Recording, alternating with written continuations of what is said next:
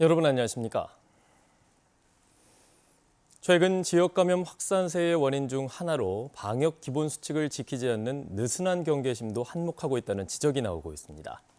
증상이 발현돼도 진단 검사를 미루거나 검사를 받은 뒤에도 식당과 카페를 방문한 사례가 확인됐습니다. 김정대 기자의 보도입니다. 광양 모 고등학교 교사인 순천 77번 확진자가 코로나19 양성 판정을 받은 건 지난 9일.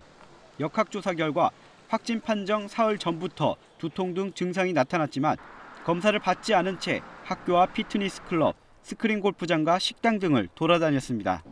이 과정에서 접촉한 사람만 243명에 달합니다.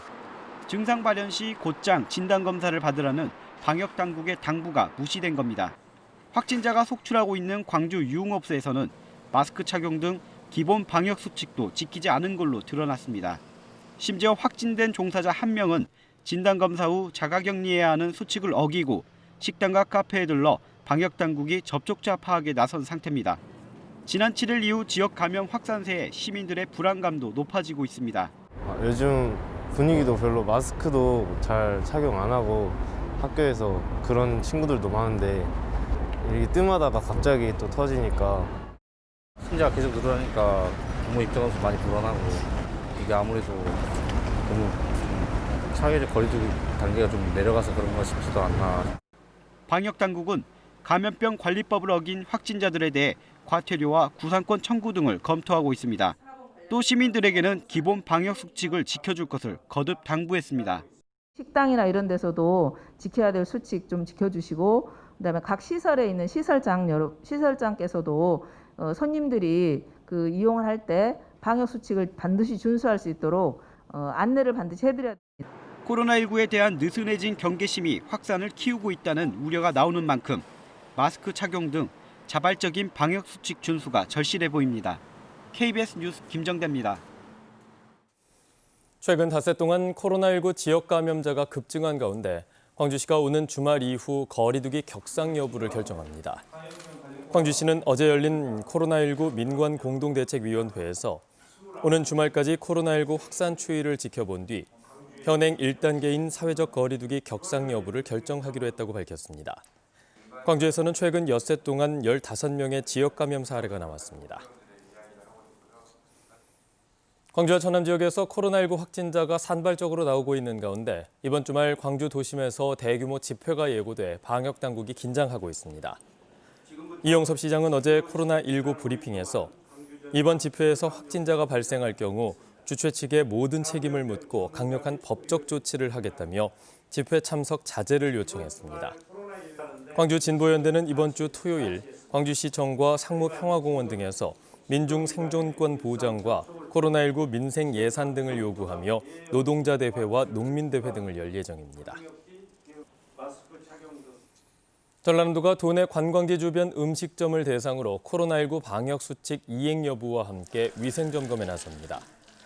전라남도는 코로나19 지역사회 전파를 예방하기 위해 오는 22일까지 순천만 국가정원과 여수 아쿠아플라넷 등 도내 주요 관광지 주변의 식품 취급업소 1,250개소를 대상으로 특별 점검을 실시한다고 밝혔습니다. 점검 항목은 종사자와 이용자의 마스크 착용 여부 등 방역수칙 이행 여부와 식품위생법 위반 사항 등으로 식품위생법 위반 사항이 적발될 경우 무관용 원칙을 적용해 고발할 예정입니다. 최근 산지 가격의 하락으로 여수 양식 어가가 어려움을 겪고 있습니다.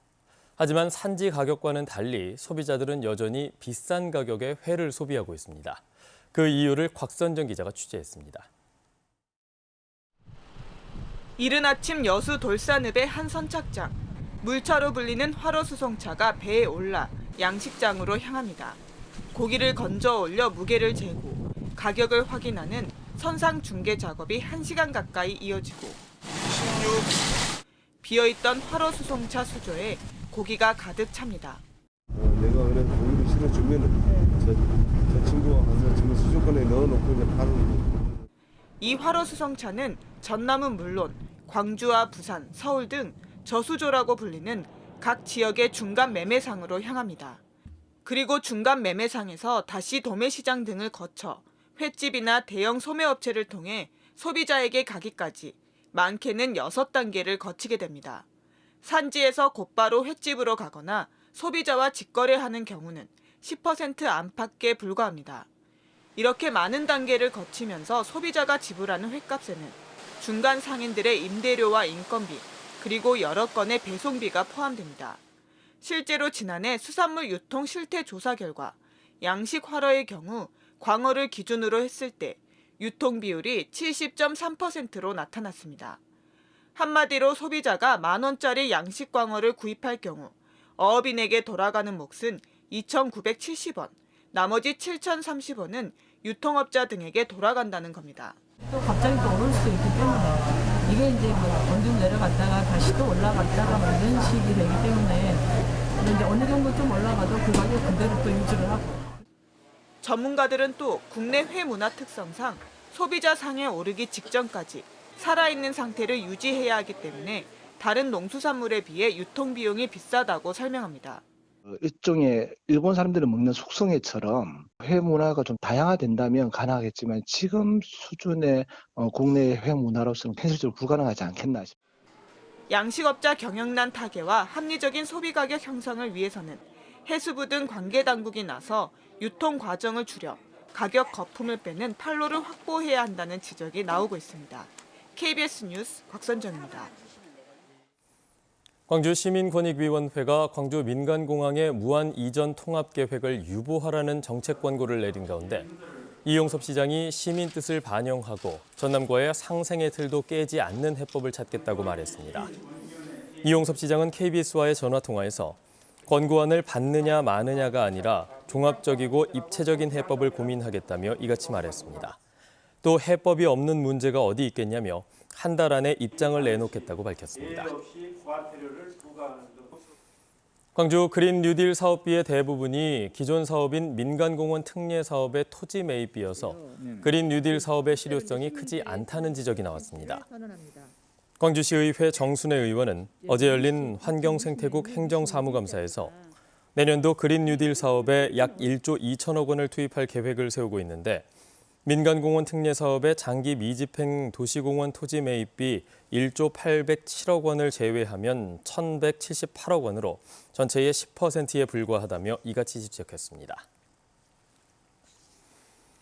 카메라를 쉽게 접할 수 없었던 1950에서 60년대 한국전쟁을 전후로 서민들의 모습을 카메라 앵글에 담아낸 사진 전시회가 광주에서 열리고 있습니다. 사실을 충실히 반영한 이른바 리얼리즘 사진들인데요. 그 선각자로 불리는 임응식 작가의 작품들을 지종익 기자가 소개합니다. 모자를 깊이 눌러 쓰고 벽에 기대어 선 젊은 남성. 구직이라고 쓴 팻말이 허리춤에 묶여 있습니다. 한국 전쟁이 끝나고 3년, 서울 명동 한복판에서 찍힌 이 사진은 임응식 작가의 대표작 구직입니다.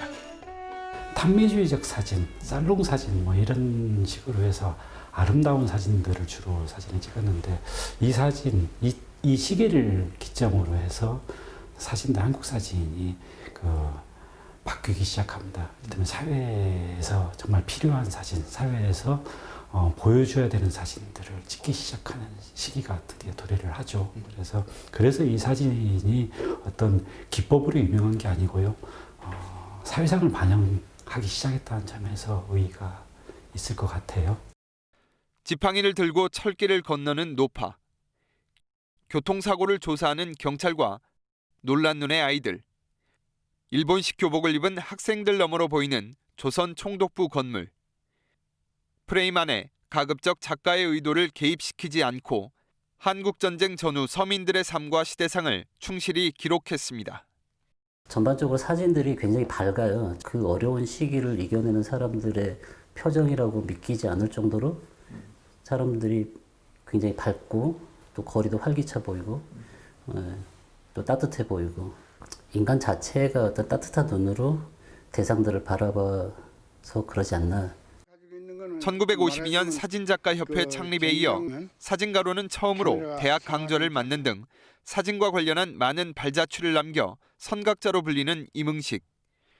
이번 전시는 조부의 사진 업적을 재평가하기 위해 자료를 정리해온 손자 임상철 씨의 기획으로 마련됐습니다.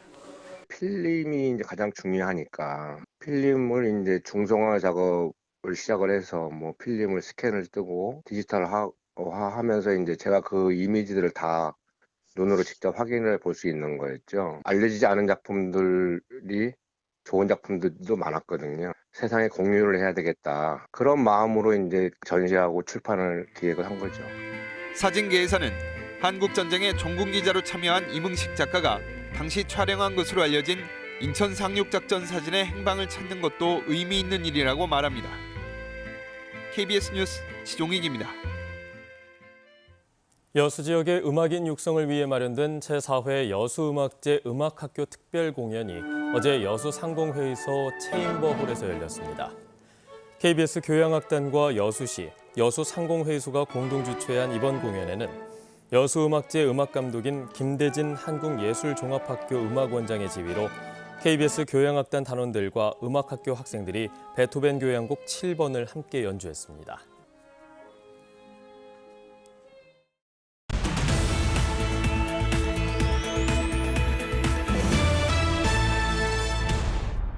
광주시 광산구는 코로나19 장기화로 지친 시민들을 위해 내일 하남동 경암근린공원에서 가을 낭만 콘서트를 엽니다.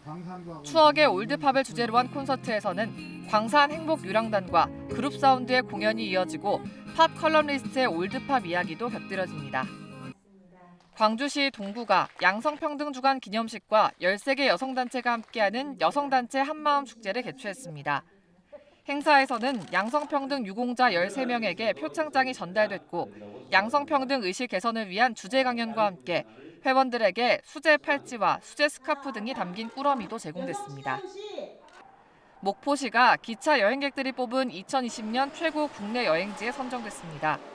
SRT 매거진이 독자 8,000명을 대상으로 한 설문조사와 전문가 의견을 반영해 평가한 결과 목포시가 시 단위 가운데 가장 좋은 평가를 받았습니다.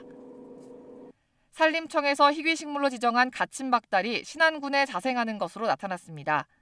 신안군은 특정 도서 생태조사 과정에서 평안남북도와 황해도, 경기도 해안 등 일부 지역에서만 분포하는 것으로 알려졌던 가침박달이 신안에서 자생하는 것으로 확인됐다고 밝혔습니다. 지금까지 단신브리핑이었습니다. 순천시는 생태계 보호지구인 해룡면 농주리 주변 3만 3천여 제곱미터에서 지난 2016년부터 나무를 심고 구조물을 설치하는 등의 불법 개발 행위가 벌어지고 있다며 국토계획법과 공유수면법 등의 혐의로 소유주를 고발하고 원상복구를 명령했다고 밝혔습니다. 이에 대해 소유주는 허가를 받지 않아도 성토 등이 가능하다는 순천시와 국토부의 답변을 받은 뒤 개발 행위를 한 것이고 수년 동안 아무 말이 없다가 이제 와서 불법이라며 잇따라 고발하는 것은 지나치다며 순천시를 상대로 행정소송을 냈다고 밝혔습니다.